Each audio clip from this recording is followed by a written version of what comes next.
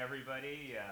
Welcome back, or welcome for the first time to the CMBC Neuroscience Initiative workshop, Neuroscience in the Wild, where we're looking into ways to investigate naturalistic behaviors. We'll go ahead and get started this morning with our first speaker, Audrey Duarte. She is an associate professor of psychology at Georgia Tech.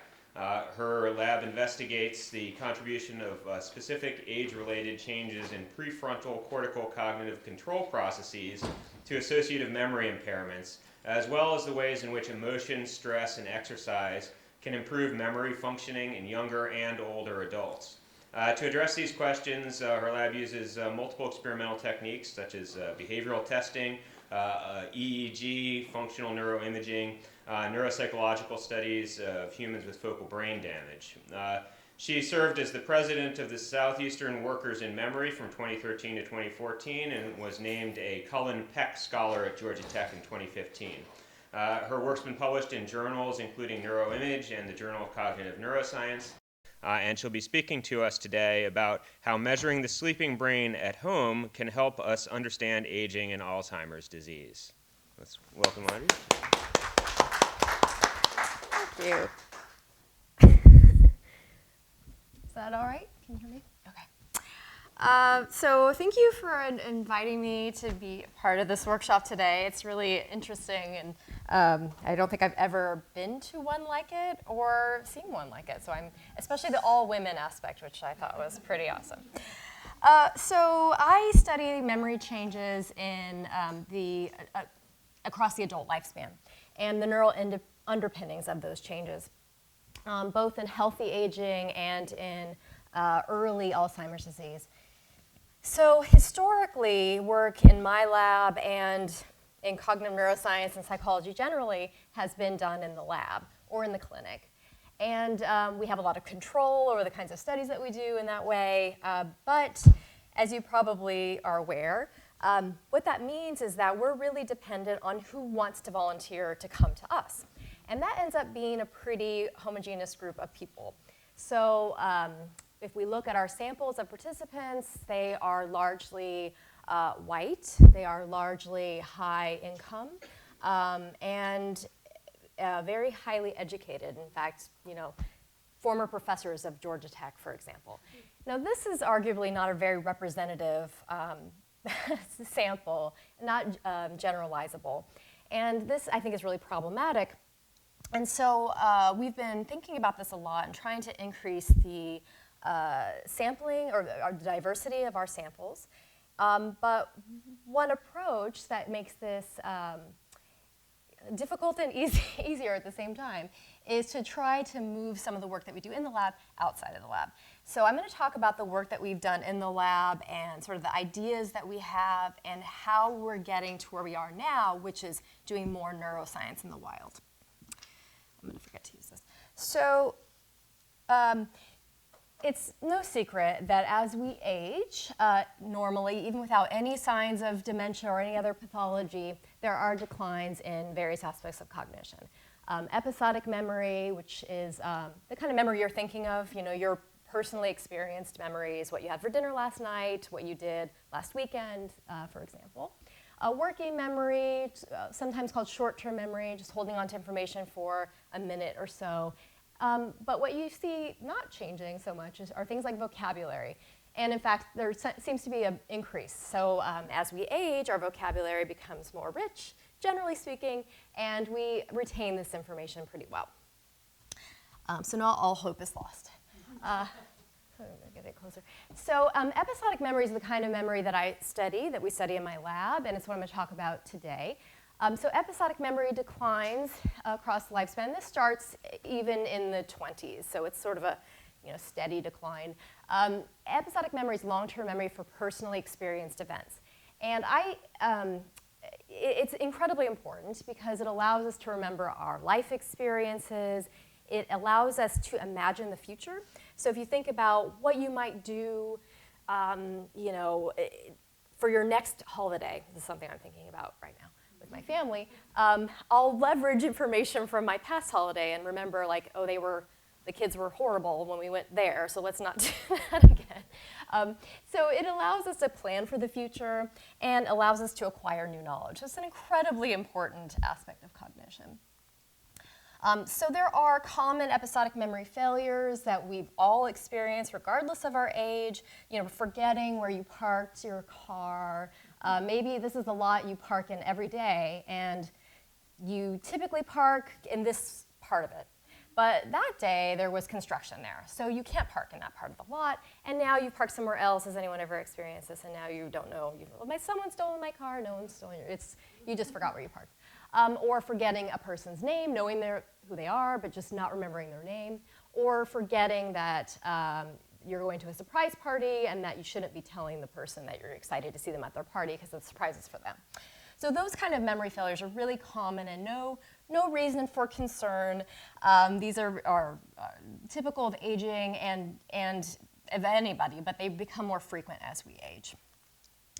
So episodic memory decline is really important because it's also a hallmark of Alzheimer's disease. So not only does it affect people, healthy older people, remembering things like, did you take your medication already today? That's an episodic memory failure that you could imagine could be dangerous. It's also a hallmark of Alzheimer's dementia. So this is showing trajectories, this is a model of trajectories of memory decline, episodic memory decline in normal aging and in Alzheimer's disease. And so what we're seeing is that, and there's this stage called amnestic MCI, which is mild cognitive impairment, can be diagnosed years or, usually years, but varies from person to person, before dementia, Alzheimer's disease diagnosis. But we see memory changes here as well relative to healthy aging, and they are a bit more dramatic. And people with amnestic MCI, not all, but most, will decline even further and develop Alzheimer's pathology if they don't already have it here. So it's one of the earliest cognitive changes we see in Alzheimer's disease. And there are some important differences between the qualitative features and the underlying substrates of memory decline for dementia and healthy aging. I'm going to talk about that. But first I want to say describe a little bit how we measure episodic memory decline or episodic memory in the lab. So unfortunately, we can't usually follow people around and measure their brain activity. We haven't so much for the most part while they make memory failures. So if I track you 24 hours a day throughout the year, I could detect some, but that's not practical, right? So what we do is we invite people into the lab and we have them learn these events. So they're artificial events that we've constructed for them to learn. So we might have people study associations between objects and scenes and objects and faces, and this is one we're using quite often, actually. Here we have people study this object, a stop sign, and we say, is this a likely object you would find in this scene? And the answer, yes, that's a cityscape. Is this a likely association? So would this woman stop at the stop sign? Just kind of make some association. And we're trying to get them to form associations between elements of an event, mimicking how we form associations in the real world, like I'm remembering the layout of this room and the faces that I'm seeing and maybe the light in the room or something like this.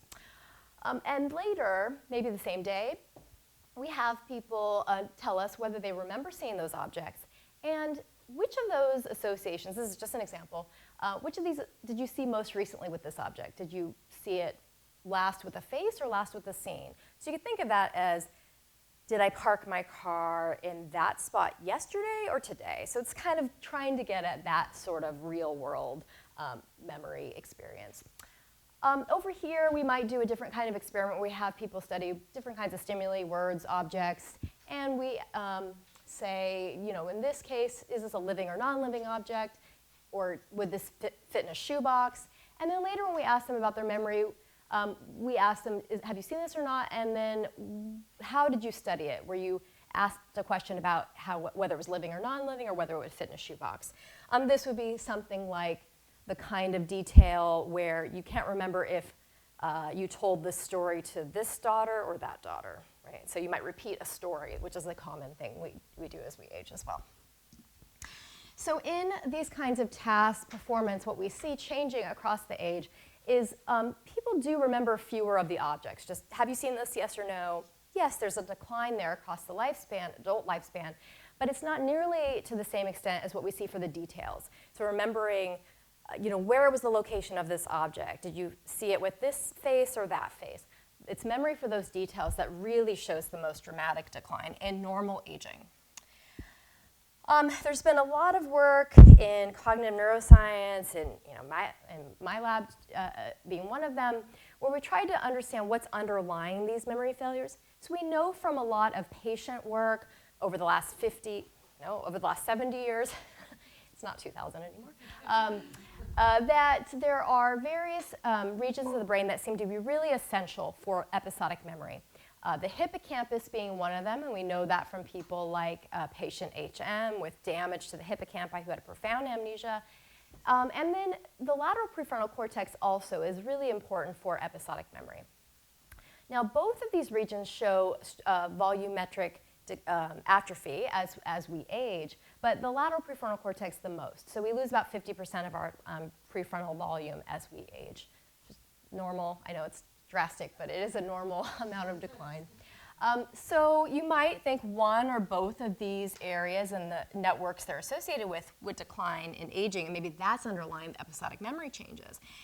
And what we have found through lots of various methods, this is patient work looking at stroke patients who had damage to either a region of the prefrontal cortex called the dorsolateral prefrontal cortex, and this is showing overlap of various patients' lesions, or a region called the ventromedial prefrontal cortex.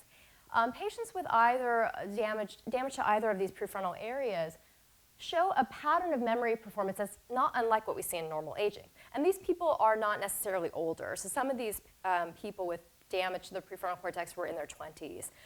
They had a stroke, or they had an aneurysm or something like this. And so what we find is this pattern of item memory is relatively spared, but memory for the details more impaired. And so it's data like this and imaging data from healthy older people showing more changes in the prefrontal cortex and the hippocampus that have led us to develop this idea that the prefrontal cortex is really the major cause of episodic memory changes in aging, something about changes in the prefrontal cortex. So I'm going to compare this with episodic memory failures in amnesia. I'm going to show you a short video so you can sort of see how different it is, how much more dramatic it is in amnesia and Alzheimer's disease as well. But here we're just looking at an MRI scan of somebody who had a hippocampal resection. This is for a surgery because this person had epilepsy, and the hippocampus on one side was removed. Patients like this can show profound amnesia, and this is a video of a patient who actually had a different sort of cause of his hippocampal damage. He had herpes encephalitis, but he has a very profound amnesia. I just wanted you to see what that looked like.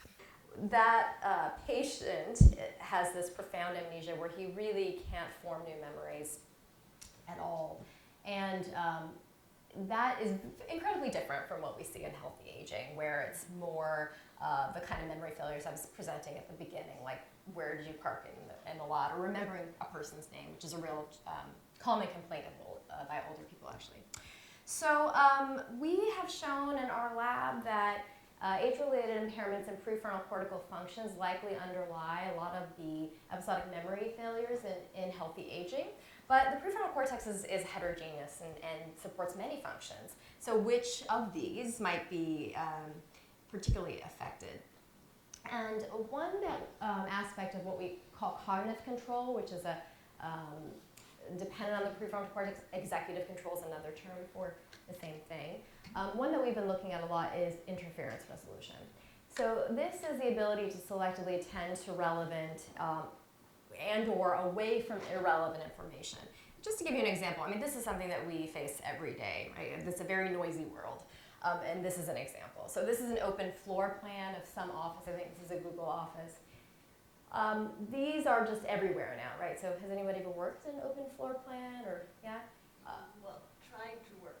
Yeah, here we go. Thank you, Lena. That illustrates my point beautifully. Yes, so if you're trying to work, I mean, maybe if you're 20, it's not bad.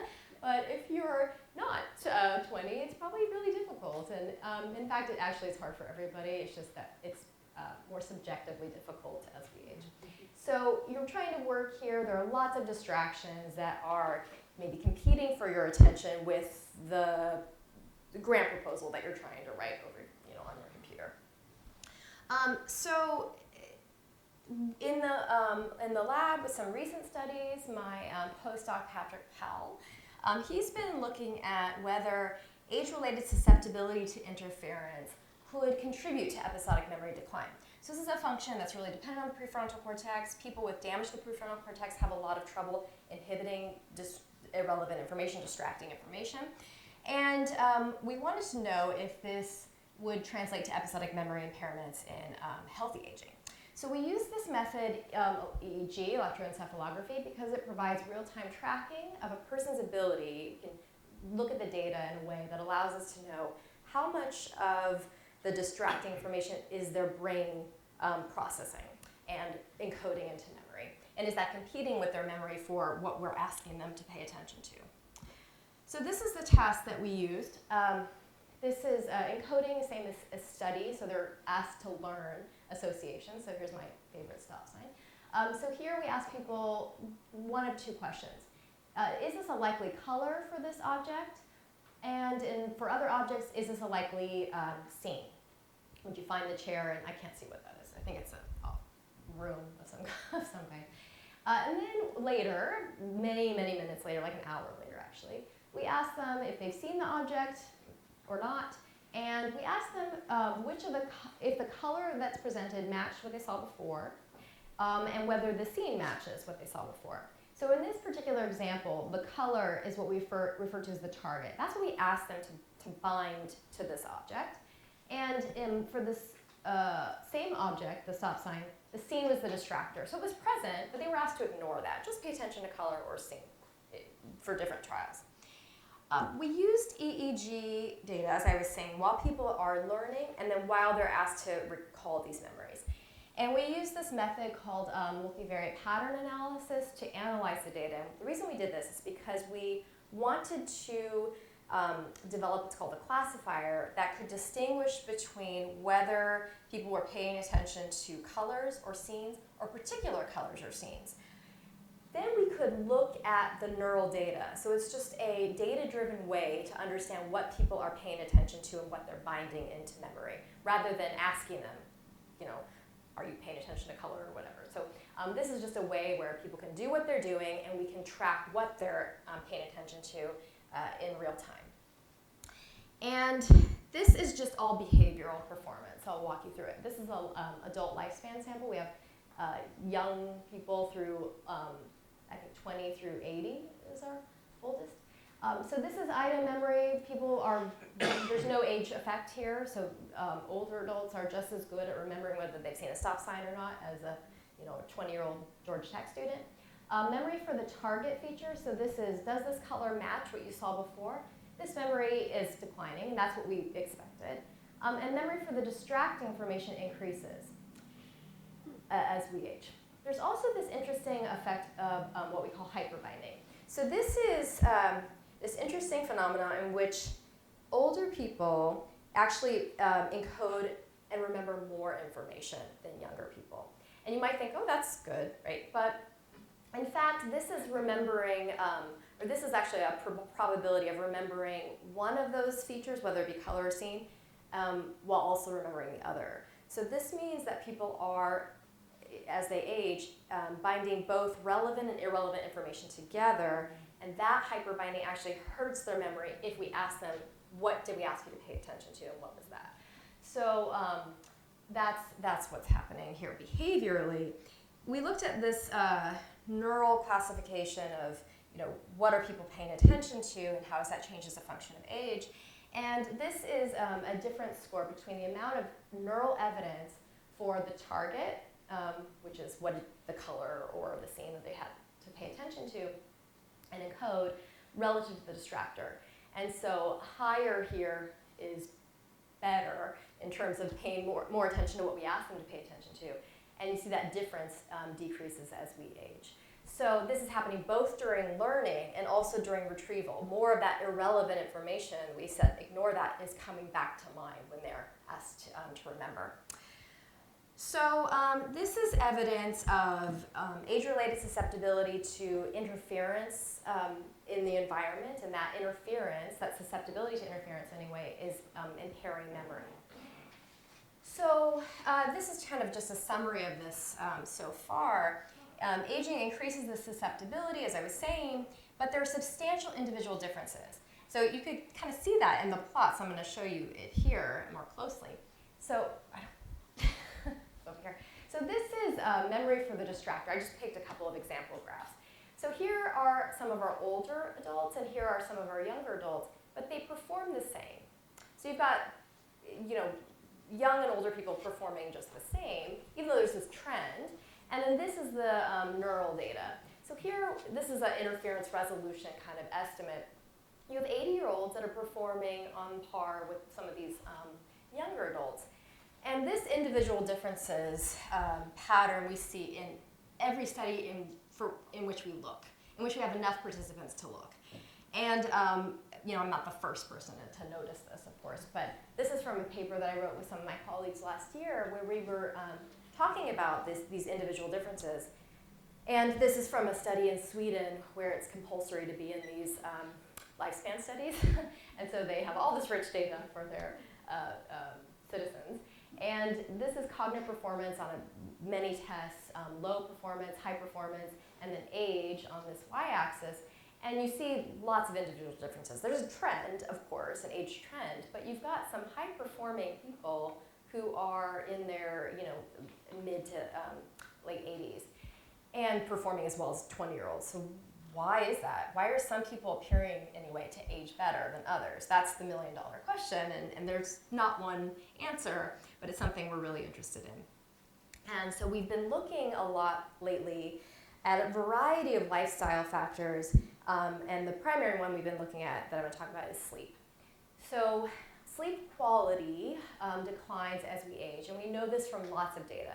So we know this from subjective reports. We know this from looking at people's sleep patterns in the lab. This is an example. This is called a hypnogram, and it's just tracking how much time people sleep in various sleep stages. And these stages are defined by EEG activity. So here you have a young adult sleeping over this 8-hour span, spending time in these deep stages of sleep. Actually, this is not a particularly great example. This is not a very good sleeping young adult. But this older person is sleeping very little in the deep stages of sleep, stages 3 and 4. And these stages of sleep I'm going to talk about a bit more are really important for memory consolidation. All stages of sleep contribute to various aspects of health, immune function, various kinds of memory, motor learning, for example. But it's in deep stages of sleep that we think episodic memory consolidation happens. Not only there, but that's a major aspect of it.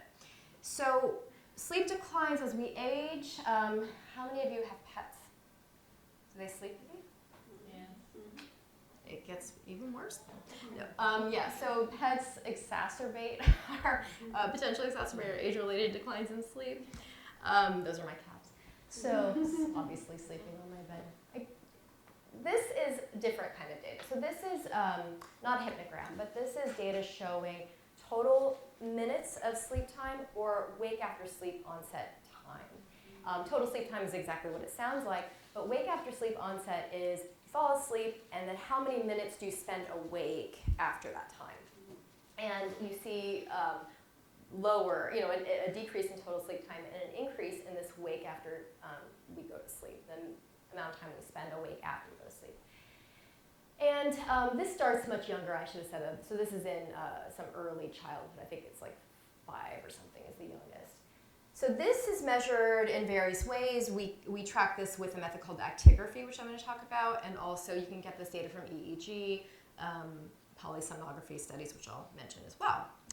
So, okay, poor sleep is well known in aging, but importantly, it's predictive of all kinds of various disorders, including Alzheimer's disease. So this is really interesting data, I think. So this is a longitudinal study where they looked at people, a large number, I can't remember how many people, many hundreds, and they looked at their sleep patterns using this method called actigraphy, which tracks gross motor movements throughout the day and night. And you get a sense of, with that data, how long people spend in bed, how much of that time they spend asleep, and how much wake after sleep onset minutes there are, for example. And this is highly fragmented sleepers. These are people who woke up many times throughout the night, and this is people who woke up less. And on the y-axis is the probability of developing Alzheimer's disease diagnosis. So people who were 6 years prior spending, having more fragmented sleep, were at a greater risk of developing Alzheimer's disease and at a faster rate. So that's what this data suggests. This is really compelling and data suggesting sleep might be something to target through potential interventions. Now that's easier said than done, right? If we could all fix our sleep, no one would have sleep problems, but sleep problems are a huge issue. But there are methods that we can use. It's one of these things, unlike genetics, that we can't really correct, right? So it's a potential therapeutic target. So what's the connection between sleep and memory? I kind of touched on it a bit already. But we know from animal studies, rodent literature primarily, and some work in humans, that brain activity during sleep strengthens episodic memories learned that day. So this is memory divided into item memory, which I talked about, and then context memory, which is memory for a particular kind of detail. And what you see is that in people who were allowed to nap or not in the lab, again, there's greater memory for the details for the nappers relative to the non-nappers. So following a nap, greater memory for the things that you learned that day. And down here is a model for what might be going on in the brain. So we've got the cortex, including the prefrontal cortex, and networks in the cortex related to networks in the hippocampus and communication between these regions. During wake, as you're learning, there's a whole network of activity associated with that learning. And while you're sleeping, there are various neural patterns that we can measure called sleep spindles and slow wave sleep, which I'm going to talk about soon. And those are really important for replaying the memories that you learned that day. We know this largely from animal work, but from some human data as well. And so then when you wake up, again, this is a model, those memories have been strengthened, consolidated, we say, and now you have what's called restored encoding capacity. So now your brain is free to learn new information. That's the theory. This is measuring a person's amount of minutes spent in a stage of sleep called non-REM sleep. And the more time they spend in that stage, the better their context memory. So this is all sort of suggesting there's a really important relationship between sleep and episodic memory, the kind of episodic memory that's affected by age. So one of my students, Emily, has been looking at how individual differences in sleep quality, a person's habitual sleep quality, might contribute to those individual differences that we see in neural functioning and related episodic memory performance. And we're trying to look at the extent to which that sleep can explain some of the age-related declines in the neural processing and memory. So the way we did this, I know it's probably very tough to read this from there. I'll just kind of walk you through. This was a 10-day study. People came into the lab, and we gave them these watches, which are not a nice watch. They're just like a very bulky thing, but it's an actigraph watch. So it measures those movements I was talking about. It also measures other things like heart rate and light exposure, which is another interesting factor. But it measures their movements throughout the day and night for a 10-day period. And then they do this at home. We get all this actigraphy data. We have them make notes in their daily diaries about when they went to sleep and how they felt their sleep was, and also whether they were exercising. We get mood data data on them because all of these are important contributors to sleep. And then we have them come into the lab, learn some events, that kind of like what I've talked about, the way we do that. And then we have them retrieve these events, all while we're recording their neural activity. And we do that part in the lab for this study. So at home, we measure their sleep with actigraphy, and in the lab, we measure their brain data while they're learning and recovering information. We're moving to measuring their neural data at home. So in this study, we found that there was this is a relationship between memory performance on the y-axis and sleep discontinuity. So this is fragmentation, like how fragmented the sleep is. And there's a flat line here in green, and that's all the young people. So the young adults, although there's variability in their sleep, so some young adults have very fragmented sleep, this is particularly problematic for memory for the older adults. And over here, this is a different, it's the same people, but what you're seeing here, this purple line, this is our black participants, and the blue line is our white participants. So regardless of age, there was a stronger relationship between that fragmented sleep and the brain activity supporting learning.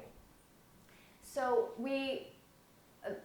to us, this was really interesting, and we were wondering what was happening here. So we know from other studies, a lot of like public health studies, that people from minority groups sleep on average worse than white people.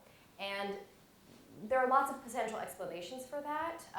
We were interested to see that in our data here, because these are all Georgia Tech students, and we're still seeing this racial difference in sleep quality and how it's related to memory, neural functioning. We have this model here for the data we've collected so far where sleep, this is variance, so how variable your sleep is very predictive of your memory. That's really a strong relationship for older people, and this relationship between sleep quality, this variance in sleep, and brain activity is particularly evident for our black participants in this study. And we thought, what is that? So there's nothing inherent about race that would explain this, but there are some things correlated, and one of them is race-related stress. So we have data, questionnaire data, asking people about their personal histories of discrimination and race-related stress, and we found, and this is a small sample, so this is just a big caveat, but we found that there's a racial difference where our black participants have greater evidence of race-related stress, self-reported, and this is true particularly for our young adults.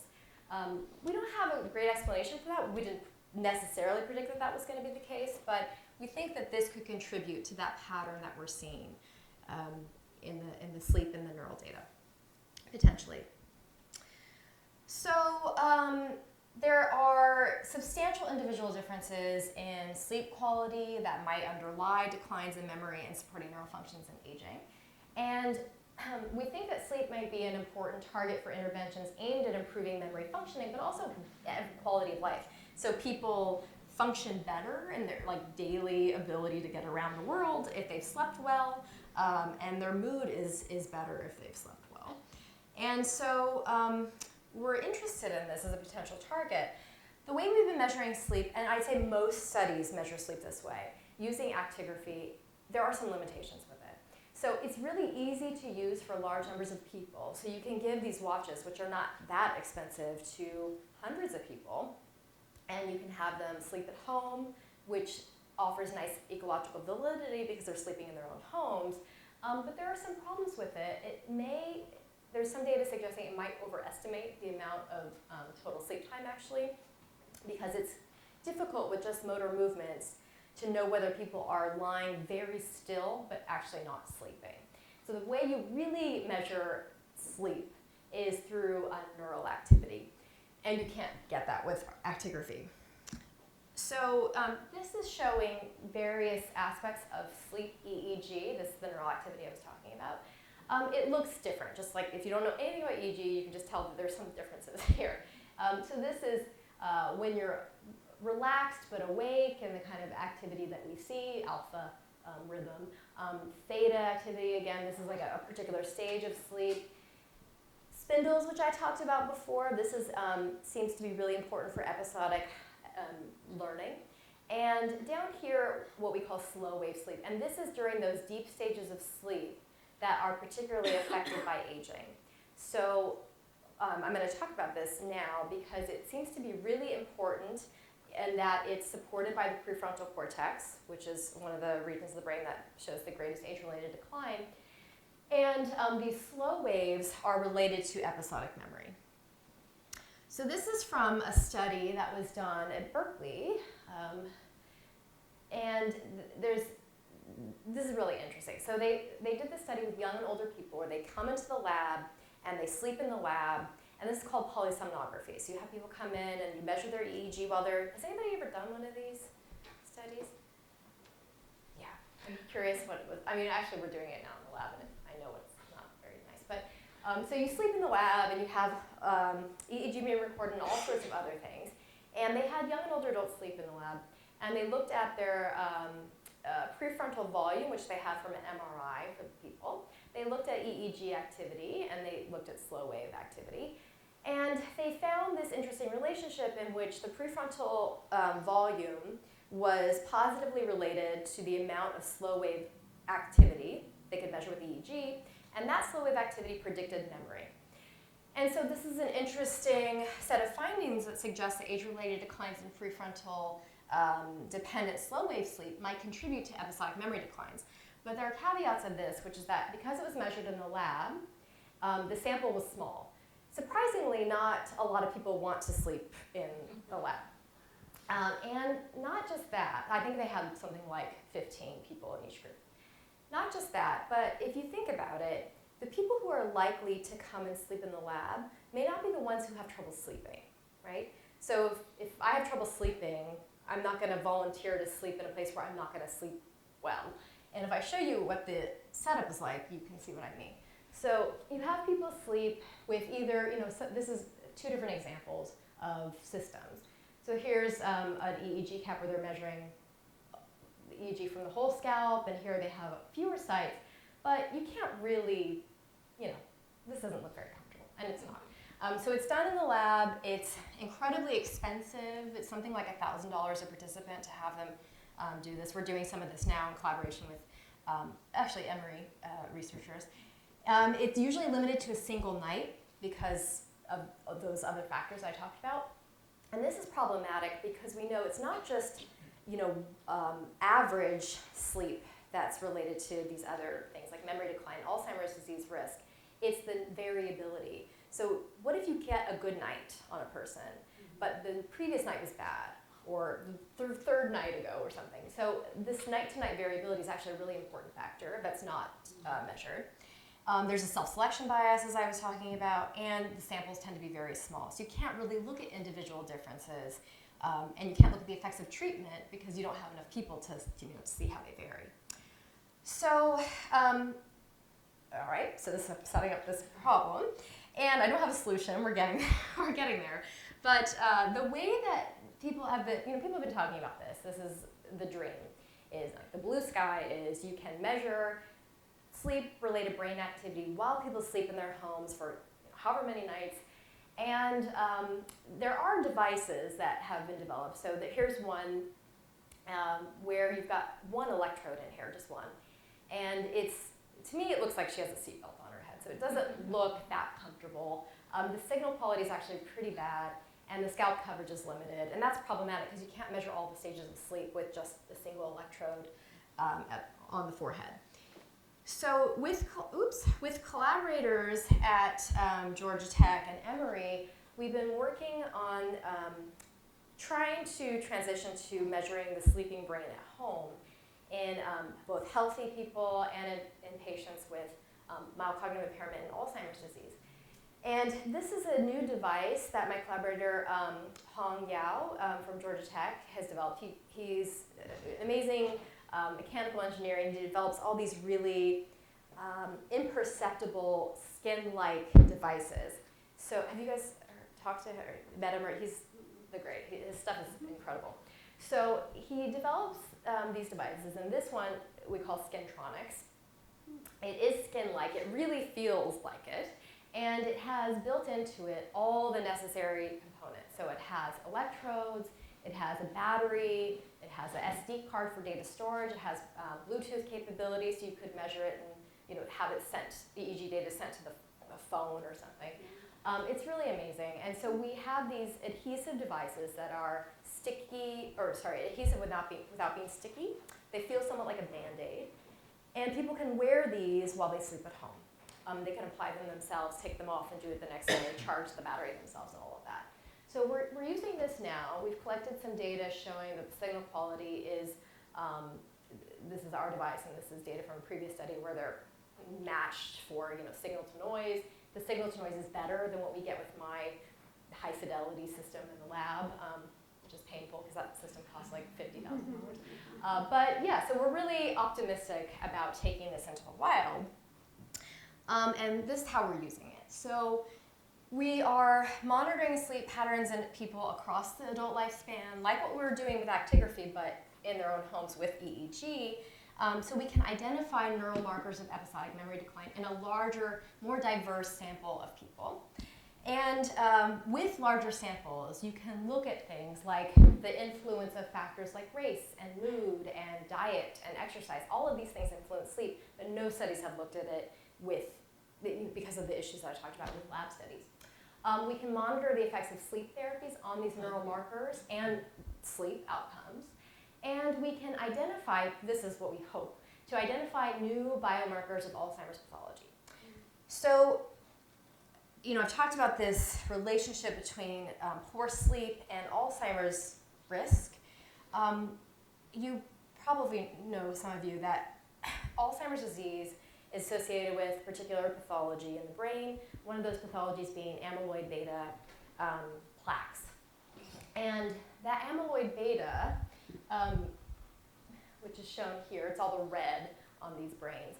So this is a person with a low amount of amyloid beta plaque, an intermediate amount, and then a high amount. And this, for the same person, is is a scalp distribution of slow wave sleep. So I think it's pretty clear, but there's a negative relationship between the amount of amyloid beta in the prefrontal cortex and slow wave sleep. And this is just showing the source of where that sleep signal is coming from. So if amyloid beta, which is still the primary marker of Alzheimer's disease, if we can measure that with sleep signals, we can do that potentially really early, and we can do it for more people than we currently get amyloid beta from. And the reason is because, and maybe you know this already, but the way we measure amyloid beta is through PET imaging, which people have to travel to. It's very expensive. It's semi-invasive, so it requires an injection of a radioactive tracer, or through spinal tap, which sounds even worse. So this is where you draw cerebral spinal fluid from the spinal cord, and you can measure amyloid beta with that method as well. And so this is the way every memory clinic everywhere measures amyloid beta. Now, if we could find a sleep signal that's a biomarker effectively of another biomarker, we could be tracking people with a family history of Alzheimer's disease, potentially decades before they might be diagnosed. And that would really be exciting. So this is, we have some grant applications we're anxiously waiting to hear back about, but we're optimistic we'll be able to do this. And it's fairly inexpensive as well. So these devices, once they're built, are fairly cheap. I don't know, several $100s or something, which is much less expensive and invasive than this approach. So that's it. And I just want to thank my lab, who does all this work. I'm going to try and play the video. Probably won't, but I'll probably crash the whole system doing it.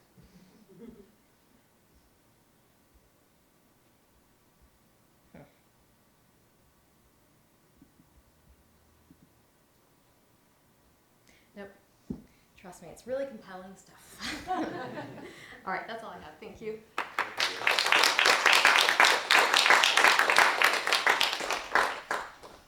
We have some time for questions.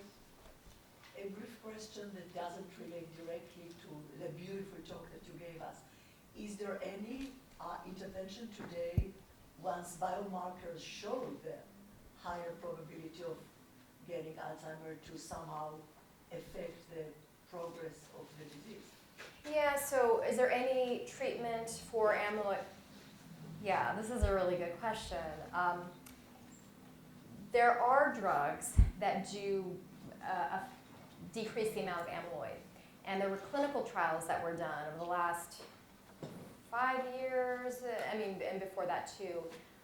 What's disappointing is that although they can reduce the amount of amyloid beta, they don't affect cognition in any way. And so that was disappointing. So yeah, there are drugs that can break up the beta busters basically, but they don't affect cognition and they don't delay decline or prevent it. Thank you. Yeah.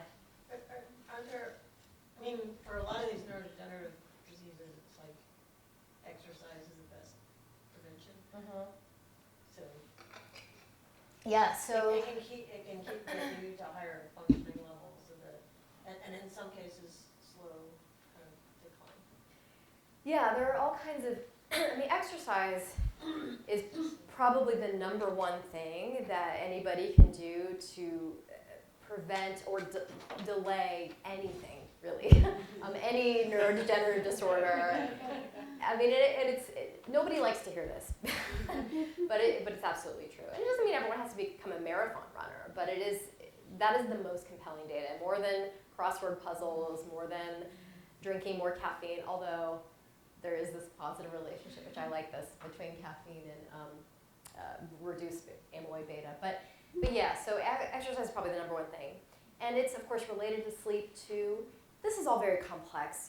People are very complex creatures. And so there is this complex relationship between exercise and all kinds of things, one of them being sleep, which is bi-directional, right? Because if you sleep poorly, you're not likely to exercise. And we're just scratching the surface of our understanding of this right now. Thank you. Yeah.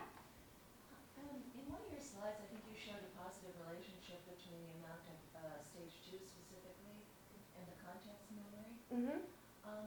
Since the relative proportion of stage 2 increases with aging, just sort of thinking mechanistically, do you think that maybe some of the increased context memory and hyperbinding and some of the problems are associated with greater stage 2, and that maybe one of the aspects of the relationship between slow wave sleep and better aging is not slow wave sleep, but sort of decreasing the relative proportion of stage 2? It's still an open question, really. So slow wave sleep is something people have looked at, density and amplitude. REM slowing is another. We're looking at that as well. So REM sleep is another. There's REM and non-REM. And REM includes the rapid eye movements. That's where the name comes from, acronym. There's a particular frequency that characterizes REM sleep, and that frequency decreases with things like Alzheimer's pathology. We know that already. And so looking at that REM slowing can be another potential biomarker. We don't know. So I made it seem like it's this one thing, and the reality is probably other aspects of it. And something that I think is pretty, has become clear to me, is that the way in which we've analyzed this EEG data in polysomnography studies is very similar from place to place, which makes sense because a lot of this work has been clinical and you want to do the same sort of thing. But there are all kinds of ways to analyze this data that haven't been explored yet. So you could really do more of this data-driven analysis to pull things out that might be novel and indicative of decline. And so there's a lot to explore.